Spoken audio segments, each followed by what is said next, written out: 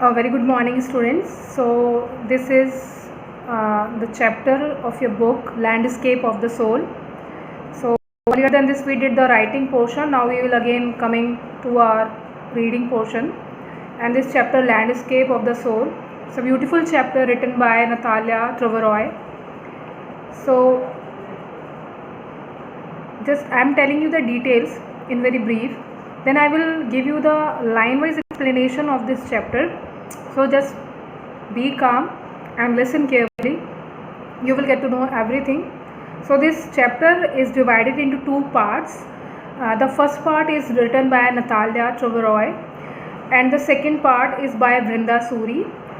The first part tells us a kind of comparison between Chinese art and European art, the perspective of Chinese artist and the European artist.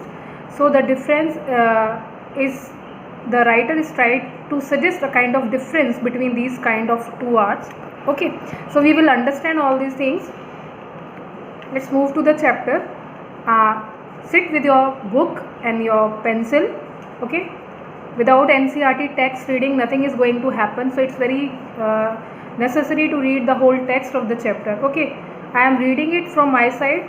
Okay, I am going to explain it line wise. Okay, so I am starting it. The first para is: a wonderful old tale is told about the painter Wu Daozi, who lived in the 8th century. His last painting was a landscape commissioned by the Tang Emperor Xuanzong to decorate a palace wall. The master had hidden his work behind a screen, so only the emperor would see it. So यहाँ पे एक पुरानी story है हमारे पास. It's an antique story. It's a fictional story. It's not a non fictional tale. I already told you, I don't remember which class, कि मैंने आपको फिक्शन और नॉन फिक्शन के बीच में डिफरेंस बताया था. This time again it's not a fictional, it's a fictional story. Painter के बारे में है, वू दाउजी के बारे में, and he was contemporary writer, painter of 8th century.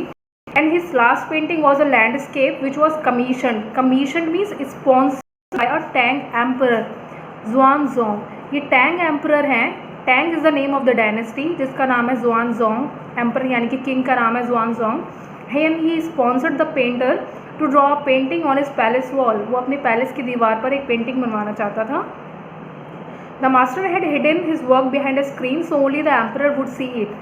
उस पेंटर ने उस स्क्रीन को, यानी कि पेंटिंग स्क्रीन को एक कवर से ढका हुआ था, so that only the emperor would see it and nobody can appreciate it or watch it. So for a long while the emperor admired the wonderful scene, discovering forest, high mountains, waterfalls, clouds floating in an immense sky, man on hilly paths, bird in flight. Look, sire, said the painter, in this cave at the foot of the mountain dwells a spirit. So these lines, these 3 lines, they gave us a description of the painting, that this a natural is there where waterfalls and man on the hills, all these things were painted there. Okay, and in the last line, the line is like, look, sire, S-I-R-E. This is not sire, this is sir. The painter is addressing the king and he is asking him for his attention to look at the painting. He said, the painter in this cave at the foot of the mountain dwells a spirit. Painter king से कहता है कि इस painting के अंदर एक केव है जिसमें एक स्पिरिट रहती है, and I want you to grab your attention towards it. वो कहता है कि थोड़ा सा मैं आपको दिखाना चाहता हूँ. मीन्स पेंटर अपनी पेंटिंग को अप्रिशिएट कराना चाहता है, उसको एक्सप्लेन करना चाहता है to that king. The painter clapped in his hands and the entrance of the cave open. वो क्लैपिंग करता है पेंटर. फॉर एग्जाम्पल आपने देखा होगा अली बाबा 40 चोर की स्टोरी में, वो कुछ बोलता है और वो केव ओपन हो जाती है. इन द सेम मैनर यहाँ पर लिखा हुआ है, the painter claps and the cave open, which is in the painting. It is not the real one. Okay, you are just suppose to listen this story like this way. The inside is splendid beyond anything words can convey. Please let me show your majesty the way. The inside of that paintings cave, it was splendid, बहुत शानदार है. Means the painter was speechless और the writer is speechless, wordless to write beautiful picture of inside the painting, inside the cave. So let me show your majesty the way. तो painter king को कहता है, let me show you the way. The painter entered the cave but the entrance closed behind him. जैसे ही वो painter अंदर जाता है painting की और वो एंट्रेंस जो है केव की वो क्लोज हो जाती है.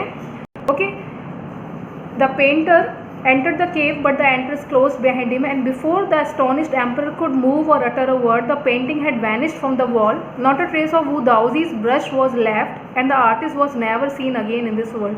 So this was a strange thing, how the painter was able to enter that painting and how the door was closed and there was nothing, not even the brush of that painter. The whole thing, the painting and the painter both were vanished.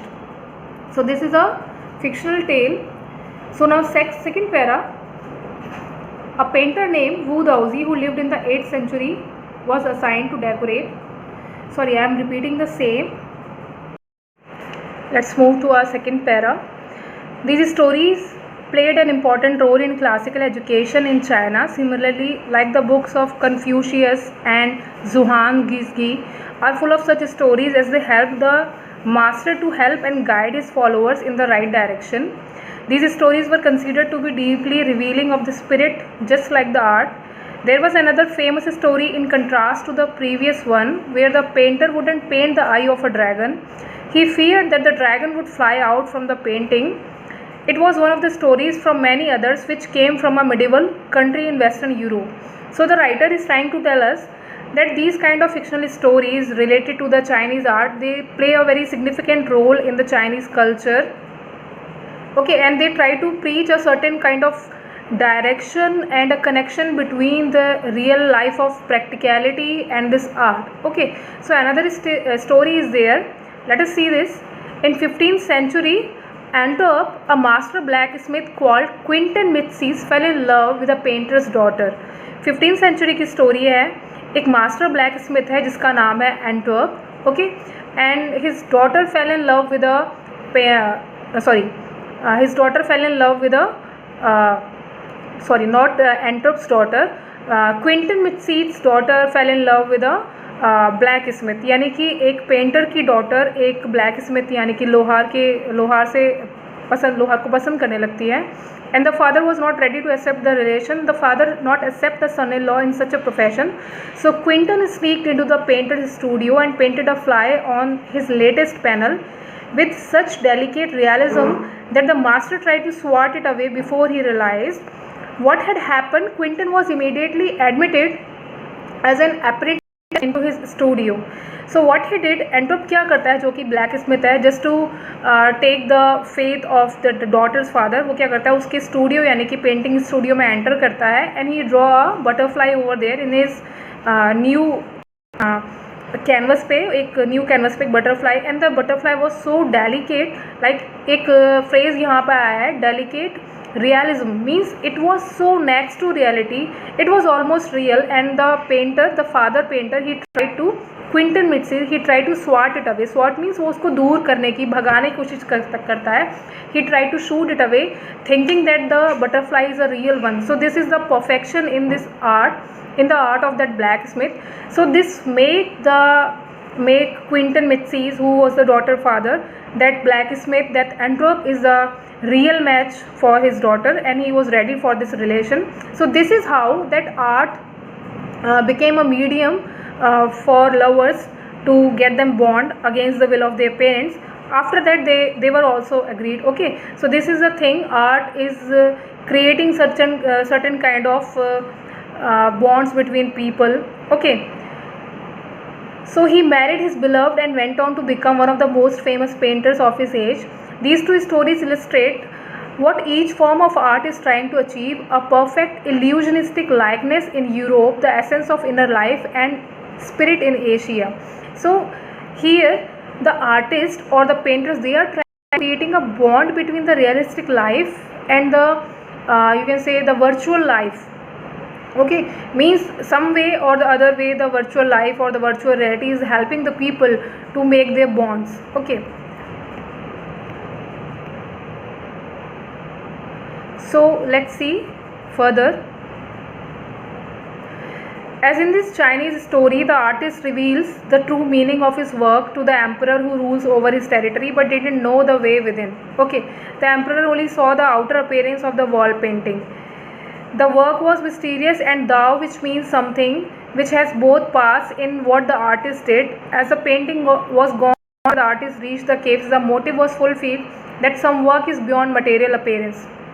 जो हमारी first story थी, this paragraph is about that the painter Dao he wanted to show the painting to the emperor in his own perspective. वो चाहता था जिस perspective से उसने वो पेंटिंग बनाई है, the same perspective would be understood by the emperor, but it is just I think next to impossible part है ये।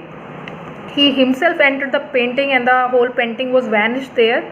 Okay, and this thing conveys a message like the motive which was done, thou made the motive by which thou made that painting, it was like beyond material appearance. No king or people who are into materialistic things, they won't understand the meaning of that kind of paintings. Okay, now a classical landscape is not meant to reproduce an actual view as would a western figurative painting. अब यहाँ पे Chinese painters और European painters और उनकी paintings के difference के बारे में बात हो रही है।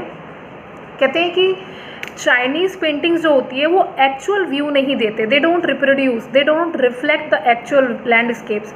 And on the other side western figurative paintings जो होती हैं, यानी कि यूरोपियन पेंटिंग्स जो होती हैं, they give us a actual view of the any landscape or any scene, whereas a European painter wants you to borrow his eyes and look at a particular landscape exactly as he saw it. यानी कि European painters जो भी draw करते हैं वो they want us to get the same eyes like just them, and they want us to bother or to give attention or to seek or perceive that painting in the same angle which they did. Okay, his landscape is not real one and you can enter it from any point. वहाँ पे कह रहे हैं कि Chinese जो painting है वो real नहीं होती है, तो so that you can enter from your point of view.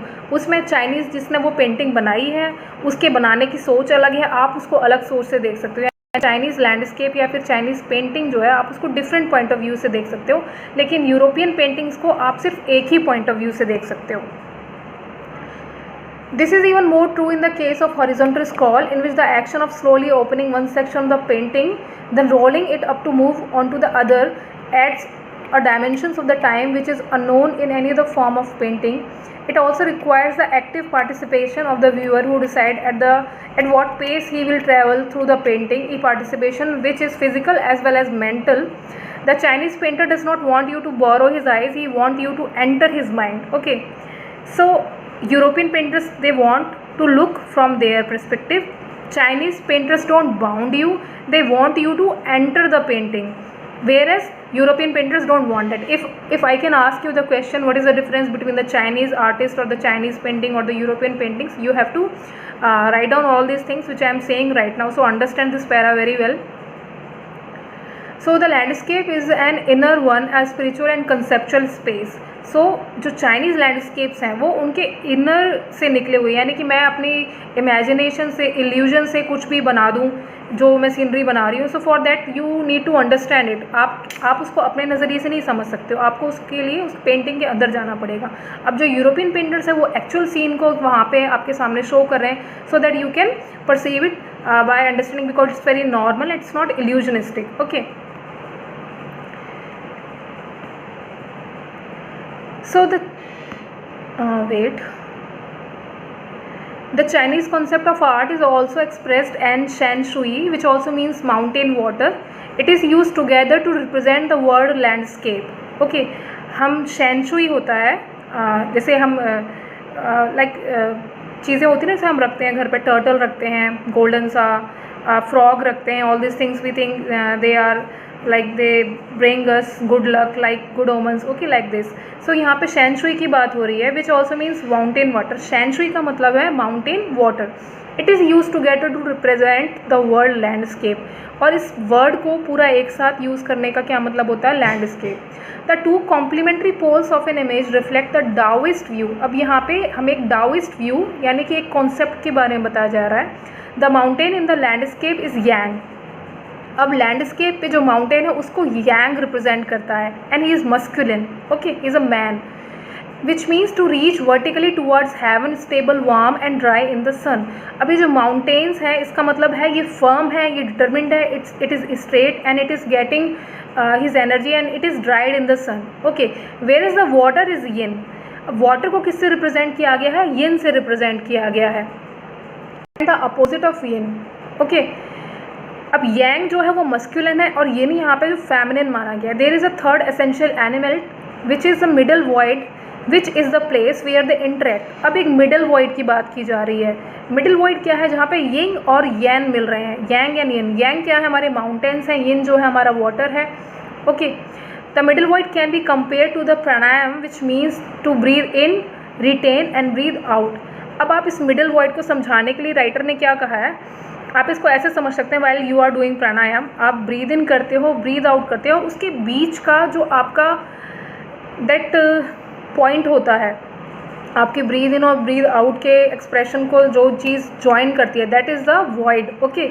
It is an essential part as nothing can happen without it. Has the white unpainted space in Chinese landscape is equally important. तो वो कह रहे हैं जो void होता है, जो unpainted space होता है किसी भी पेंटिंग में, स्पेशली चाइनीज़ लैंडस्केप में, वो भी इक्वली इम्पॉर्टेंट होता है. This is also where man finds a fundamental role in that space between heaven and earth. He becomes a conduit of communication between both poles of the universe. His presence is essential even if it's only suggested, far from being lost or oppressed by the lofty peaks. He is in Francois Chang's wonderful expression, the eye of the landscape. Means अब यहाँ पे क्या कह रहे हैं, the mountains where they are which are straight, okay, जो vertical हैं, and the water which is below. And like mountain को बोला गया कि they have eyes and they are a medium of communication. Okay, like it is joining the earth and the heaven. So the middle void is where a man finds an important role. Man is the channel of communication in the space between heaven and the earth are the two poles of the universe. Man's presence is essential. It is not being lost or suppressed due to high peaks, but he is the eye of the landscape. So this is the thing. I hope you understand the first part of the chapter. In next video we will do the half part of this chapter. Okay, I hope you understand. If there is any query you can ask me. So basically writer Natalia Trebois, she talked us about difference between the Chinese landscape and a European landscape, or the Chinese paintings or the European paintings. Okay, and the point of view of Chinese painters and European painters, and the some kind of connections there between Chinese art and practical life. Okay, so this is the whole thing. I hope you understood it. If there is any confusion you can ask me. Thank you.